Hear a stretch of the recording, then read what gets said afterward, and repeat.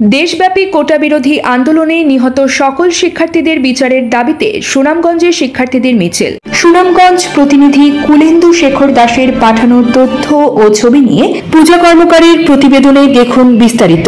পাল্টা ছাত্রলীগের মিছিলে উত্তেজনা। দেশব্যাপী শিক্ষার্থী হত্যার বিচার ও পুলিশের নির্যাতন বন্ধের দাবিতে সুনামগঞ্জে বিক্ষোভ মিছিল করেছে সাধারণ কোটা বিরোধী সাধারণ শিক্ষার্থীরা। এদিকে এই কোটা বিরোধী আন্দোলন প্রতিহত করতে সুনামগঞ্জ জেলা ছাত্রলীগের নেতাকর্মী তাৎক্ষণিক একটি বিক্ষোভ মিছিল বের করে শহরের ট্রাফিক পয়েন্টে এসে জড়ো হয়ে বিক্ষোভে ফেটে পড়ে। আজ শনিবার দুপুরে পৌর শহরের ঐতিহ্য জাদুঘর প্রাঙ্গণ থেকে বিক্ষোভ মিছিল বের হয়ে ছাত্রদল ও শিবিরের নেতাকর্মীরা কোটা বিরোধী আন্দোলনরত শিক্ষার্থীদের ব্যানারে অংশগ্রহণ করে শহরের গুরুত্বপূর্ণ সড়কে প্রদক্ষিণ করে।